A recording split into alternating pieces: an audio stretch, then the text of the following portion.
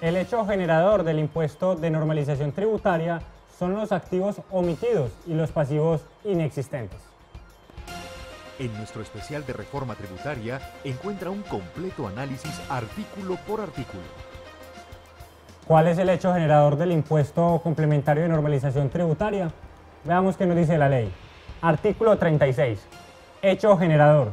El impuesto complementario de normalización tributaria se causa por la posesión de activos omitidos y pasivos inexistentes a 1 de enero del año 2015, 2016 y 2017 respectivamente.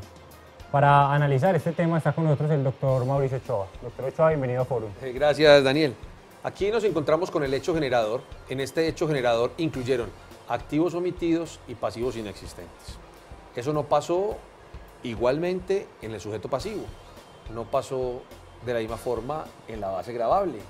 Y aquí nos hace falta el pasivo inexistente en los demás elementos del tributo, solamente está en el hecho generador. Quienes tengan activos omitidos, es decir, activos que no hayan declarado en periodos anteriores. Quienes tengan pasivos inexistentes, es decir, los pasivos que han puesto en su declaración sin existir la obligación que debe ser acreditada tal como lo establece las normas tributarias, pues tendrán la posibilidad de incluir los activos omitidos y de retirar los pasivos inexistentes como hecho generador del impuesto complementario al impuesto de la riqueza. Impuesto complementario del impuesto de la riqueza, que no sabemos por qué es complementario a este y que ya cuando hablamos de los sujetos pasivos advertimos que podría ser inconstitucional. Veamos ahora qué se entiende precisamente por activos omitidos. ¿Qué se entiende por activos omitidos? Parágrafo primero. Para efectos de lo dispuesto en este artículo, se entiende por activos omitidos aquellos que no fueron incluidos en las declaraciones de impuestos nacionales, existiendo la obligación de hacerlo. Doctor Javier García, bienvenido a Fórum. Muchas gracias. Mira, cuando a mí me llama la atención lo de la declaraciones de impuestos. ¿Por qué? Porque están incluyendo ahí la declaración de renta, la declaración del CRE y todo lo que tenga que ver con eso. Entonces, lo que me llama la atención y me ha dejado pensativo es ¿qué ocurre cuando yo tengo activos inexistentes? ¿Sí? ¿Qué ocurre cuando yo tengo? ¿Y cómo así que activos inexistentes? Problema del testaferrato. Ya. ¿Sí me entiende? Pero bueno, eso es una cosa que yo creo que va amarrada, el que uno lo omite y el otro lo... Bueno, son muchas cosas, pero la idea que hay aquí, que siembra este artículo dentro del andamiaje tributario, esa idea que le tienen tanto miedo los países desarrollados, y es que la gente se acostumbre a que va a tener más adelante cómo subsanar los problemas que él mismo generó. Entonces mire que aquí no pasa una reforma sin que haya llamado de otra manera una amnistía. Esto es una amnistía para la declaración de activos Claro. en el exterior o inclusive activos en Colombia, porque siempre se ha pensado en el activo en el exterior, pero como está redactada la norma, el activo omitido es cualquier activo. Cualquiera. Esté en Colombia, esté en el exterior, donde quiera que esté. Y son activos que seguramente provienen de rentas líquidas que deben de haber pagado el 33% en periodos anteriores o inclusive el 34%.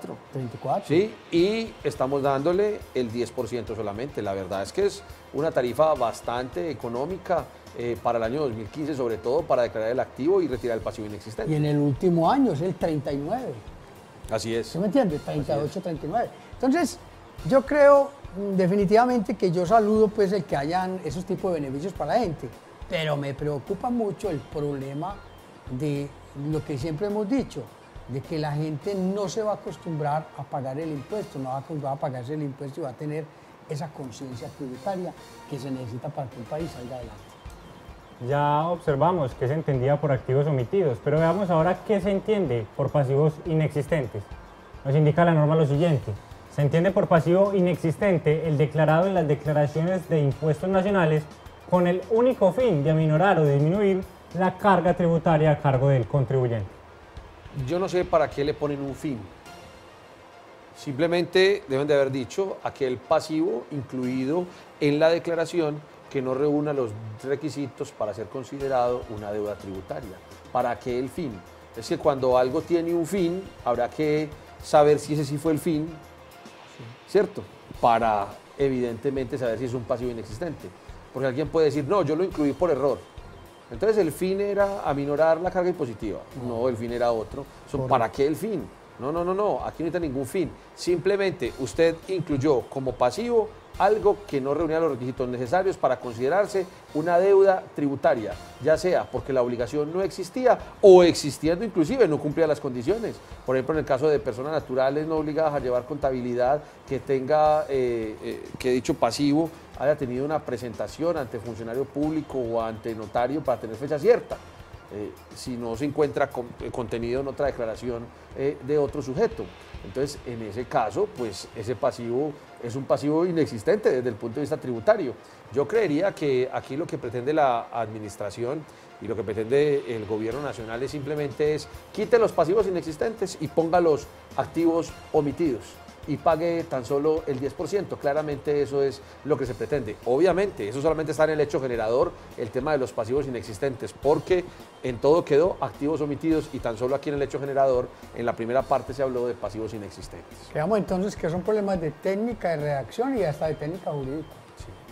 Veamos ahora en cuántos periodos estarían grabados los activos omitidos. Nos indica la norma, parágrafo segundo.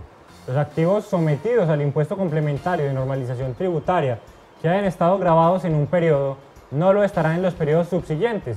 En consecuencia, los contribuyentes del impuesto a la riqueza y los declarantes voluntarios de dicho impuesto que no tengan activos omitidos en cualquiera de las fechas de causación no serán sujetos pasivos del impuesto complementario de normalización tributaria. Como nota tenemos que en el parágrafo segundo omitieron incluir la expresión pasivos inexistentes. Volvemos a lo mismo. ¿De qué sirve ese parágrafo? No, de nada. No, sirve para confundir.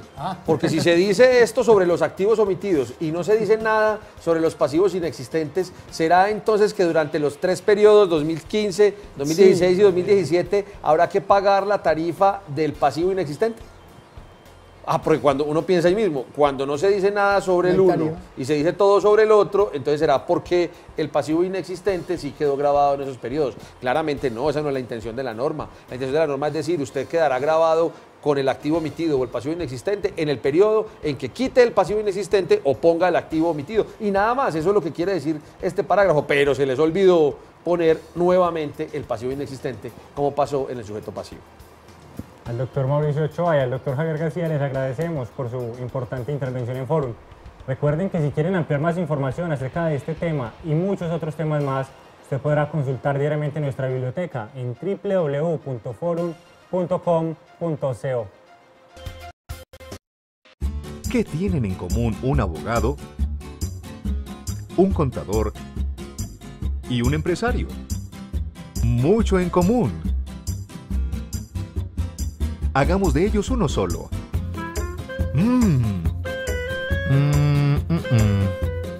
Sí, así está bien. Tienen en común que a los 3 su profesión les exige estar actualizados y para ello deben leer al día 12 decretos nacionales, 6 proyectos de ley, una ley, 9 sentencias de la Corte Constitucional, 8 sentencias del Consejo de Estado, 7 oficios de la DIAN. A esto se le suma las sentencias de la Corte Suprema, del Consejo Superior de la Judicatura y del Consejo Electoral y los oficios, decisiones y actos administrativos de superintendencias, ministerios y entes descentralizados. Para leer esta montaña de información necesitaría 40 horas al día. Con esto, su tiempo de investigación reemplazaría su calidad productiva, lo que significaría... Pero espera, por suerte existe Forum, la mejor herramienta de actualización. Porque sabemos que el éxito profesional depende de lo que conozcamos, Forum es el valor del conocimiento. ¿Y tú? ¿Sabes qué ley se aprobó ayer? Si tuvieras Forum, lo sabrías. Regístrate gratis en www.forum.com.co.